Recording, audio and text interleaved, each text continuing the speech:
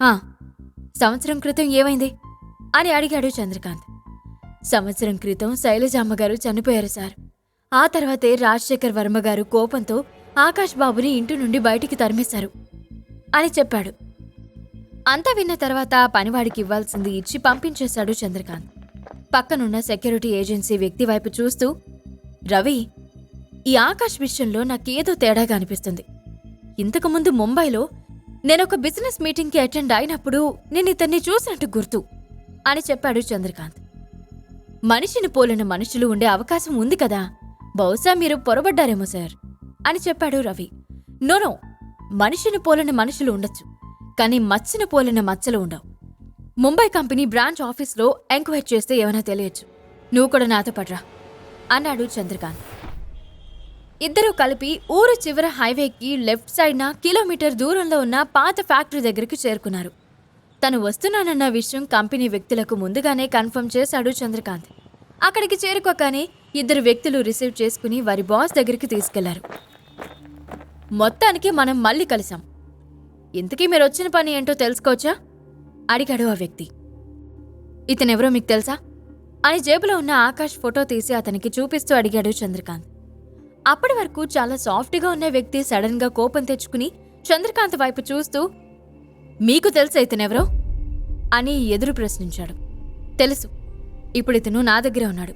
నాకు తెలియాల్సిందేంటంటే అని ఏదో చెప్పబోయాడు చంద్రకాంత్. వీడు నీ దగ్గరున్నాడా? చాలా కాలంగా వీడి కోసం వెతుకుతున్నాను.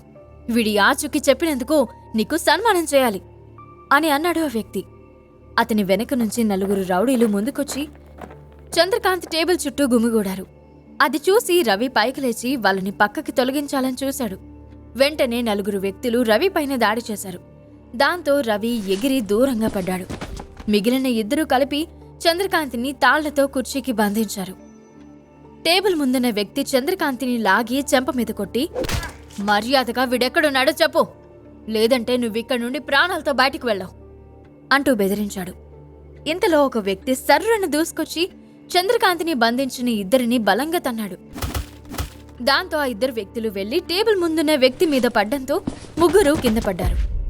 వారి ముందు టీవీగా నిల్చున్న వ్యక్తిని చూడగానే చంద్రకాంత్ ఆశ్చర్యపోతూ, ఆకాష్, నువ్విక్కడేంటి అని అడిగాడు. అదంతా నేను తర్వాత చెప్తాను సార్ అంటూ చంద్రకాంత్ని విడిపించి రవిని పైకి లేపాడు. ఆ తర్వాత అక్కడ చిన్న సైజు యుద్ధమే జరిగింది. చంద్రకాంత్ అక్కడున్న రౌడీల దెబ్బలకి కొద్దిగా గాయపడ్డాడు. చివర్లో ఒక రౌడీ వేగంగా వచ్చి కడుపులో పొడవడంతో చంద్రకాంత్ అక్కడికక్కడే స్పృహ తప్పి పడిపోయాడు.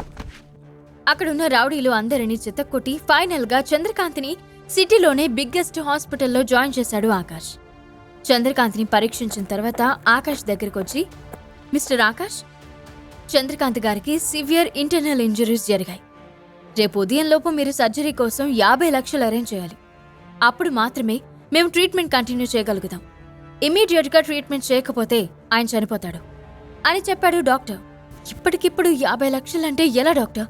నా మొత్తం అకౌంట్లో చూసినా కానీ 50,000 కూడా లేవు అని అన్నాడు ఆకాష్. ఎనివే, మీరెంత త్వరగా డబ్బు అరేంజ్ చేస్తే అంత మంచిది అని చెప్పి వెళ్ళిపోయాడు డాక్టర్.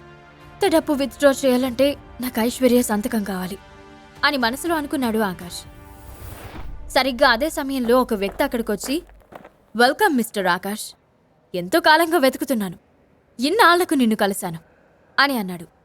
అతను Mitra group of companies manager Srinivas. Mitra group అనేది ఇండియాలోనే అతిపెద్ద బిజినెస్ ఎంటర్ప్రైజ్.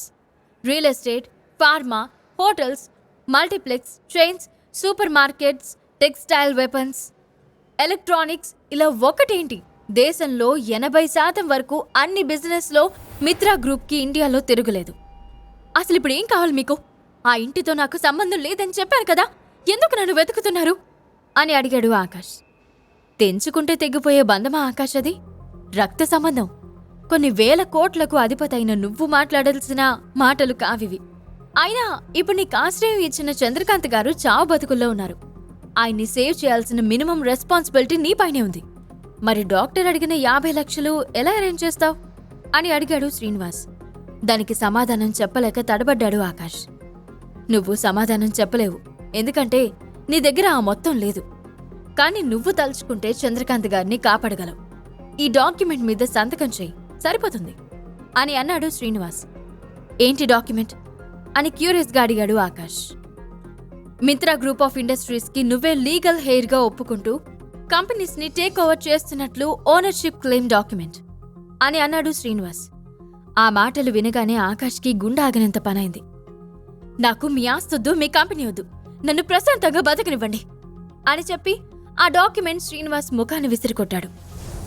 మరి శ్రీనివాస్ తన ముందుంచిన ప్రపోజల్ని ఆకాష్ ఎందుకు యాక్సెప్ట్ చేయలేదు? ఇంతకాలంగా తనకి పని ఇచ్చి ఆశ్రయించి ఒక మనిషిలా తీర్చిదిద్దిన చంద్రకాంత్ని ఆకాష్ కాపాడుకోగలడా? తెలియాలంటే బాస్ స్టోరీలో నెక్స్ట్ ఎపిసోడ్ వినాల్సిందే.